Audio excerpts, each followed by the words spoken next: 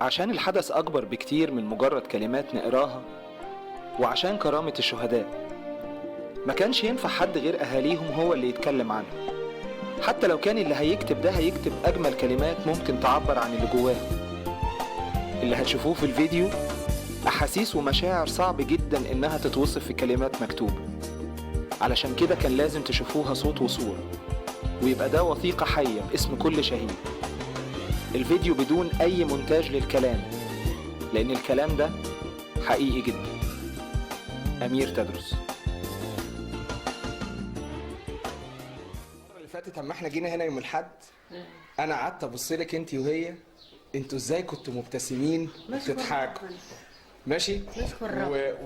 وانتوا قعدتوا بقى تحكوا على النور اللي كان ظهر، وانتوا كنتوا عارفين هم استشهدوا امتى وكده. انت بقى احكي لي لما عرفتي الخبر والابتسامه اللي على وشك لغايه النهارده. انا قلبي حس واحد. قولي بقى. من ساعه العذره ما زهرت انا قلبي حس بصيت لما لقيت قلب الطبق كده واحنا يا خربت. قلت ده العذره تعزينا كلنا، وبصراحه احنا ما كناش عارفين، بس الواحد قلبه بس اللي حس، ولا كنا عارفين حاجه. في الوقت ده هم كانوا مخطوفين، كنت عارفه ان هم مخطوفين؟ ايوه، يوم ما اتخطفوا، يوم ما جانا المرسال بتاعهم، بس ما كناش نعرف طريقهم فين، ولا كنا نعرفهم فين الحته. بقينا ندعي ونقول يا رب يا عذرة، وندعي يعني ايه من قلبنا، وما كنا ولا دعينا على حد ابدا، هلا كنا ندعي لهم بس ان ايه اولادنا يرجعوا لنا، بس اهم حاجه كانوا يرجعوا لنا. جينا احنا لما العذرة زهرت عاد يوم الغطسه، حسينا كده طالعين كده نبص نلقى كده يعني ايه مره بعد ما كانت واحده بقوا اثنين بقوا ثلاثه. هم ايه الاثنين وثلاثه؟ ويسهروا.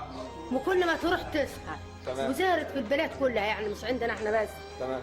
انا عن نفسي حسيت كده وقلت بس ده العذرة جات حسينا يا حاجه حصلت برضه. المهم انا لقيت قلبي يتقبض، قلت هي كده جات عزينا. عرفت ساعتها انه انا من ساعتها ملاك ما سافر السما. ولما كنا نصلي كانوا يقولوا ايه اسجدوا لهم ان ربنا يثبتهم في ايمانهم. بس عاد القلب عاد خد الصوره دي عاد، بس ما كناش نعرف ان استشهدوا ولا ما استشهدوش. المهم قلنا ده ماتوا. انا عن نفسي يعني تمام. ما كنتش عارفه هم استشهدوا ولا لا؟ ما كناش نعرف، بس احنا قلنا ده العذرة جات عزينا. تمام. بس طب انت الضحكه اللي على وشك دي جايباها نشكر انا فرحانه، بس الفرقه بس. انا فرحانه اللي استشهد على اسم المسيح، ويعني وبقوا مسيحيين بجد، بس الفرقه هي اللي عامله يعني بس. انه فرقك يعني. انه فرقنا بس. تمام. ونشكر ربنا. المره اللي فاتت انت بقى قعدتي تقولي هو الواحد يطول يبقى له حد فوق. قولي لي بقى. اقول ايه؟ قولي اللي انت كنت بتتكلمي المره اللي فاتت برضو، وانت بتتكلمي كنت مبسوطه، والضحكه اللي على وشك برضو رغم ان انت يعني ده جوزك، صح؟ صح. طيب قعدتي تقولي هو الواحد يطول، وكنت شايله فيلو على ايدك كده، احنا عايزين نجيبه يعني. بس هو الواحد كان يحلم ان يبقى ليه شهيد في السماء، احنا ما كناش نحلم ان يبقى لنا شهيد في السماء. اصل انا هقول لك على حاجه، ليه انا بسالك وانت عماله تقولي انت بتلف وتدور على الضحكه ومش الضحكه. احنا في مصر في القاهره يعني متاثرين جدا، يعني وقاعدين عمالين نقول انتوا يا ترى هنا عاملين ايه؟ اتاريكوا انتوا اللي المفروض تيجوا تعزونا، يعني انتوا اللي تيجوا تطيبوا. يعني تفتكر يعني احنا لو ربنا ما عطاناش سلام في قلوبنا، ولا عطانا طمأنينة في قلوبنا، ولا عزانا هو بكلماته الحلوة اللي في الإنجيل فيا، ما أنا مقرأ كده يعني في الإنجيل، تفتكر كنا عشنا لغاية دلوقتي؟ طبعا بعد اللي اتشاف لا اكيد يعني ما كنتوش هتستحملوا. لولا بردك ربنا عزانا وعطانا امان وعطانا سلام في قلوبنا، بامانه ما كنا عشنا لغايه دلوقتي. انت فاهم ايه لما يبقى روح واحده وجسد واحد ويتفرقوا عن بعض الاتنين؟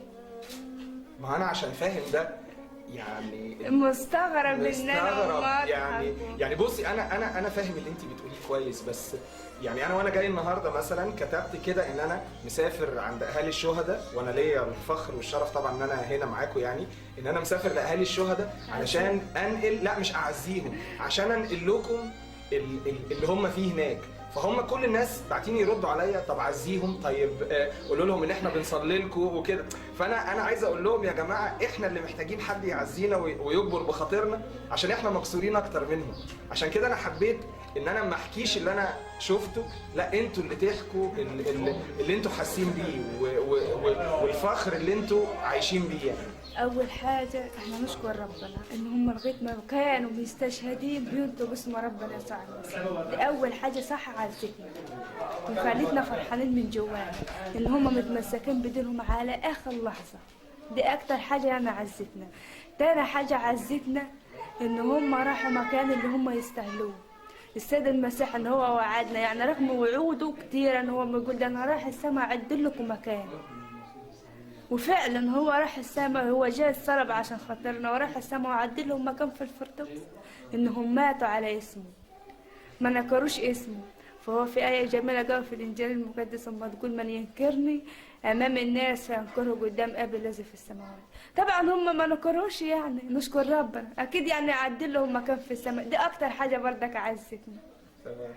بس كده، واحنا فرحانين ان هم اتمسكوا بدينهم لغايه ما استشهدوا. مش تشكر الناس اللي جانا مصر طبعا. طب ده حاجه انا عايز اكيد. اسالك سؤال، انت شفتي الفيديو اللي اتعرض؟ ايوه شفته. شفتيه كله؟ وما تاثرتش على فكره ولا حزنت ولا نزلت ايوه انا شفته برضه.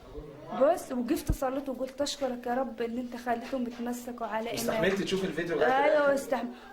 يعني انا كنت بصي انا عايزك تقولي انا مرات الشهيد فلان، وتقولي انا شفت الفيديو لغايه اخره، علشان الناس عندنا اللي في القاهره يعني اللي بيتكلموا بيقولوا احنا اصل ما قدرناش نبص لان المنظر صعب. المنظر صعب على اللي مش مقدر قيمه المنظر. انا مرة الشهيد ملاك ابراهيم ساميون، وشفت الفيديو من اوله لاخره، من ساعه ما هم واخدينهم لغايه الاستشهاد. دول يعني لولا ربنا معزيهم ولولا ربنا ساندهم وواقف جنبهم كانوا يبقوا خايفين، لكن دول معديين الناس اللي هم ماسكينهم، ولا فيهم واحد مهزوز ولا واحد خايف ولا واحد بيترعش من السكين. مين يعني لولا شايفين ربنا قبلهم كده كان يبقى واحد ماسك السكينه لفلان ده وعارف انه هيتذبح ويبقى واقف صلب كده ومش خايف من حاجه لولا شايف ربنا قدامه. اكيد صح ولا انت مش معايا؟ لا معاكي طبعا معاكي. انا عن نفسي كنت اتمنى ان انا اكون معاهم في اللحظه دي. انا فعلا روحي كانت مع جوزي، ان احنا جسد واحد، وروحي كانت مع جوزي، بس كان نفسي ان انا اشاركه دي. لا ما عشان خاطر فيلو بقى. بس اكيد طبعا. وانت يا ماما كمان شفتي؟ وانا شفته برضه وقفت صليت وقلت نشكرك يا رب اللي ثبتهم في ايمانهم لحد اخر لحظه يعني. ولولا هم واقفين كده المسيح برضه منور لهم السماء، منور لهم طريقهم قبل ما يمسكهم، منور لهم طريقهم، مثبت ايمان. واحنا برضه لمس قلبنا المسيح، لولا لمس قلبنا، لولا ان احنا برضه بقينا مسيحيين زيه برضه، وتاكدنا نشكر ربنا اللي هم بقوا مسيحيين ما ماتوش لا كيه ولا كيه ولا سبتوا على دين غيرهم، والحمد لله على كيه يعني. نشكر ربنا. على فكره انا كنت خايفه ان انا ما اكونش جزء منهم، من ضمن ال 21 كنت خايفه انا جدا. اتاكدت يعني وشفت وصممت يعني ان ابويا مش كانش راضي يخليني اشوف ثبت الصوره يا بالك بنتي مش كنت اشوف هتستحمل يا بنتي مش كنت عايزه تتاكدي ان هو يعني ايوه كنت يعني خايفه. مش كنت عايزه تتاكدي انه مش فيهم، لا ده انت كنت بتشوفي عشان تتاكدي انه من ايوه ضمنهم. بامانه زي ما بقى يا بنتي يا بنتي مش هتستحمل. قلت لازم انا اتاكد انه جزء منهم يعني منهم. طب ايه اللي هيستفادين كان منهم ولا مش منهم؟ اقول عشان خاطر ان انا اشوفه ان كان متمثل بسيد المسيح ولا كان نكره قدام الناس عشان يرجع لنا وابنه. لو كان عاوز يرجع لنا وابنه ممكن اسم المسيح انا مش عايزاه. يقول لي يا بنت اللي بتقوليه ده، اقول له انا عاوز اشوف الفيديو، يعني اشوف الفيديو. وفعلا البنت دي نوره اخت ملاك معاها التليفون ومش عايزه توريني الفيديو، سكت ابحث لغايه ما جبته. وبامانه المسيح ثبت صوره ملاك على الاستشهاد وقلت اشكرك يا رب ان انت جعلت جوزي زي ال 21 دول معاهم. بص قد ايه شوف انت عملتي فينا ايه دلوقتي بالكام كلمه، عارفه يعني مسكتينا كده رميتينا في الارض قدامك بالكام كلمه اللي انت قلتيهم. شوف انا بقول لهم الرجاله الشنبات اللي واقفه دي كلها وحياتك بالكلمتين دول يروحوا يلبسوا طرح ويمشوا. عشان تبقى عارفه يعني. عشان تبقى عارفه يعني. واحنا فاكرين نفسنا ايه؟ اصل احنا في القاهره يعني برضو سرقانا السكينه، فاكرين نفسنا ايه؟ بنعرف نتكلم عن ربنا وايماننا قوي، واصل احنا لو تعرضنا لمواقف معرفش هنعمل ايه. وشوف انت بتتفرجي على الفيديو اللي جوزك بيتذبح فيه عشان تتاكدي ان جوزك من ضمنهم. وحاجه يعني انا ما زعلتش. يعني الفروجه اما تتملمس كده دول ابدا أنا ما فيش مساعدة. واحد يتحرك لا كده ولا كده. نخاف من القطط اللي ماشيه في الشارع. قلت لما اقول لابويا بامانه ابويا شفت الفيديو، قال ده انا لما لقيتك شفت الفيديو قلت يمكن مغمى عليك سقطت ولا وقعت ولا موت. قلت لا انا مش عارفه كيف، بس انا حسيت ان ربنا بامانه لمس قلبي. طب بص انا هسالك سؤال ماشي. احنا الفيديو ده مش هنقطع منه حاجه عشان ما حدش يقول ان احنا مركبين يعني جمله مكان جمله. يعني انا عايز اسالك سؤال عشان انا عارف ان في ناس من اللي هتتفرج على الفيديو ده بيطلعوا القطط الفاطسه، فهيقول لك ايه ده تلاقيها كانت متخانقه هي وجوزها وما اعرفش ايه وايه. ممكن تقولي لي انت علاقتك بملاك كانت ايه؟ بالشهيد ملاك كانت ايه؟ يعني كانت اجمل قصه حب بينه وبين بعض، فهي فتره الخطوبه كانت قصيره جدا جدا، هي يعتبر شهر واحد بس كانت خطبته شهر واحد بس يبقى ابو ممكن الشهيد دي بقى خليه بقى كانت اجمل شهر. ابو الشهيد. ابو الشهيد اوكي بابا فيلو. اتفضل يا بابا اتفضل. فيلو. اهلا امسكي بقى امسكي. تعالى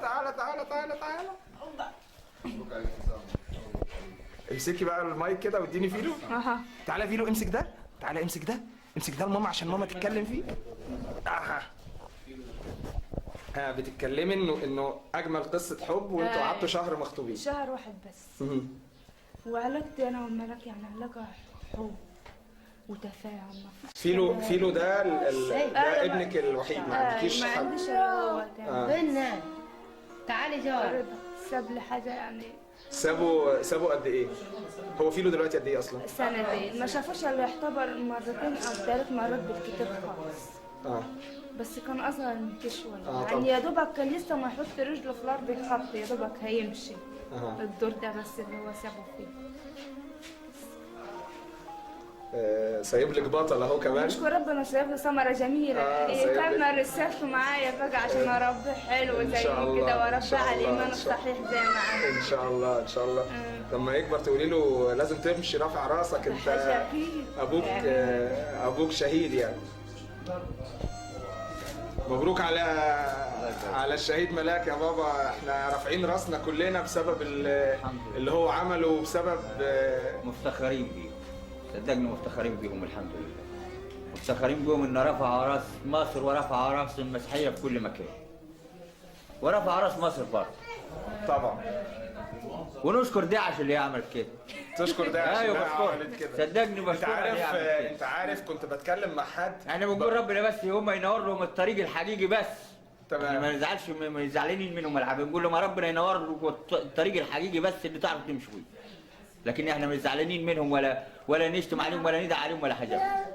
احنا بنشكرهم. هم عملوا ايه؟ هم عملوا المفروض يعملوه. هو ربنا عايز شويه ناس وعايزهم شهداء وعايز مصر كلها ترفع راسها برجالتها، فداعش راحوا نفذوا اللي مطلوب منهم.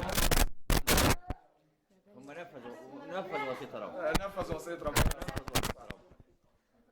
نحمد الله ونشكر فضله. واحنا جايين ناخد بركتكم وبركه بيت الشهيد ونشوف الاب اللي ربى والام اللي ربت. يعني انت فخور يا بابا باللي وصل له ملاك؟ احنا فخورين بيهم كله. فخورين بيهم كله. مش زعلان خالص؟ لا صدقني احنا مش زعلانين. زعلانين بس زعلانين على الفرجه بس. دي هي اللي مزعلانه يعني. الفرجه مش سهله. لكن انت مطمن هو لا احنا مطمنين ان هو في السماء. احنا الحمد لله مطمنين ان هو في السماء. وهو ربنا اختاره وخده. وهم ما اختارهم منجيهم بالاسم واخدهم يعني يبقى ده اختيار ربنا. ده بندمين عليهم ده انا حاسس ان هو واخد فاكهه البلد يعني. كل بيت اخش واخد عين. افضل اسمع. ده واخد عينه البلد. يعني شباب ما فيش منهم شاب. ال20 اللي هم من هنا ما فيش شاب منهم يتعايب في اي حاجه. صوره وادب وبتوع ربنا كلهم. انا عندي ملاك كان بيروح الدير برضه ومتمسك برضه بالصلاه. يعني قبل ما يتجوز قعد 11 سنة في الدير الخطاب، يا كان على طول هناك. يعني برضه ماسك في ربنا. اكيد طبعا، ما هو عشان هو ماسك في ربنا، ربنا كمان مسك فيه. الصلاة دايما. ربنا يخليكوا لينا وتفضلوا وتربوا وربنا يبارك في الاخ فيلو ابن الشهيد ملاك. وصلوا لنا انتوا بقى كل ما تتشفعوا بالشهيد ملاك كده، قولوا يا رب اسند الناس اللي فاكرين نفسهم حاجه وهم ولا حاجه كده يعني. صلوات الشهداء كلهم معايا. ربنا يخليك يا ماما، ربنا يخليك يا ماما، ربنا يخليك، ربنا يخليك. ونشكر تعب محبته يعني لحد هنا. ربنا يخليك. ده احنا جايين صدقيني جايين نتأول. المره اللي فاتت كنا جايين نعزي، قلت لا انا المره دي لازم اجي اروح البيت ده اشوف يعني، وقلت لصمم قلت له ده اول بيت لازم اخش، يعني بيت الشهيد ملاك لازم اتصور مع فيلو، دي نمره واحد، واشوف بقى حكايه مامته ومراته والضحكه اللي كانت على وشهم يعني. ربنا يخليكم لينا، ما تحرمش من صلواتكم ابدا. ربنا يخليك، ربنا يخليك.